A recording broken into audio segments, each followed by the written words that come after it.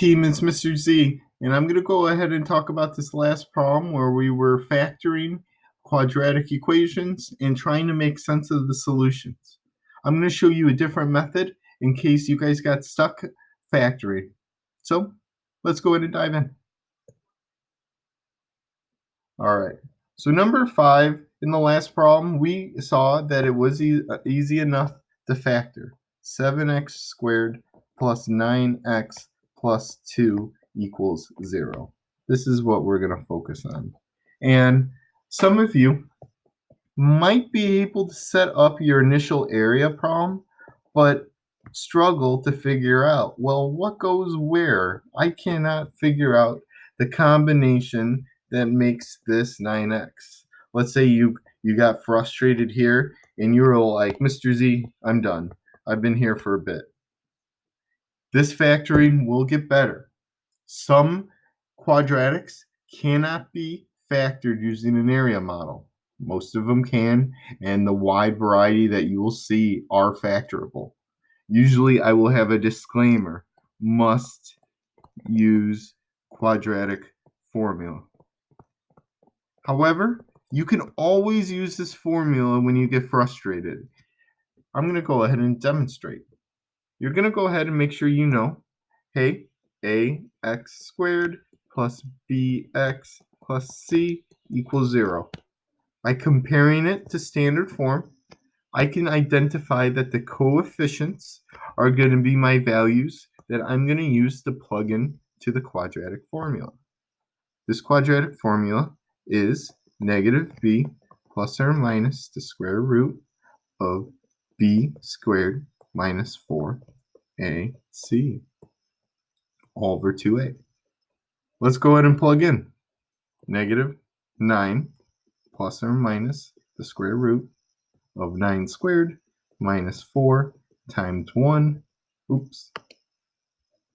7, 2, all over 2 times 7.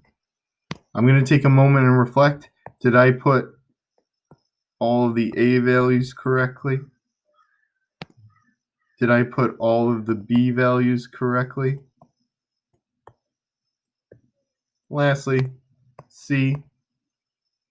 Okay, the reason I'm taking a moment to check here is because if one mistake might lead to me to a lot of extraneous work. This is all about diligence using the quadratic formula. So this is going to be all equal to x, which is going to be my answer. So let's go ahead and figure this out. Let's simplify. Negative 9 plus or minus, let's go inside of the radical. 9 squared is 81. Now here, I'm going to go ahead and multiply all 3 of these terms at once. Now I'm going to go in the order that's easier for me. I'm going to do 2 times 7 is 14.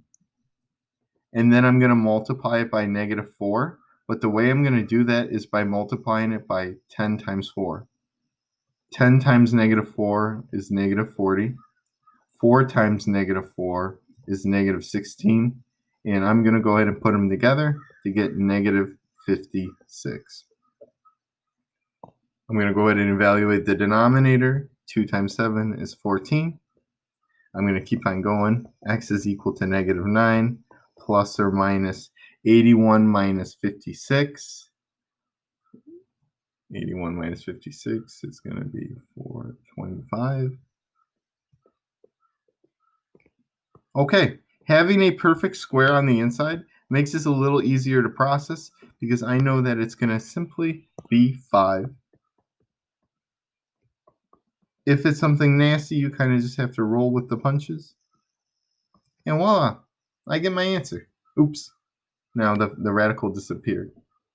At this point, I have 2 dimensions, one where it's a positive, one where it's a negative. The first one being x is when negative 9 plus 5 over 14, and the other is when negative 9 minus 5 over 14. I go ahead and take this an extra step. Negative 9 plus 5 is going to be negative 4 over 14. Negative 9 minus 5 is negative 14 over 14. let's go ahead and check my answers from before. Before it said that answers were -1 and -2/7. If I go ahead and go back, oh, this is actually simplified to be -1. If I divide the numerator and the denominator by 2, I get -2/7. Both of these answers are my solutions. X is equal to -1 or -2/7. I would then, to see if I needed to validate it, I would go ahead and plug it in, case 1, case 2, and see if these solutions actually work.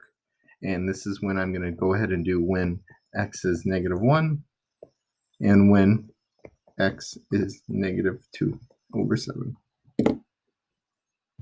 All right, that's it for now. Ciao.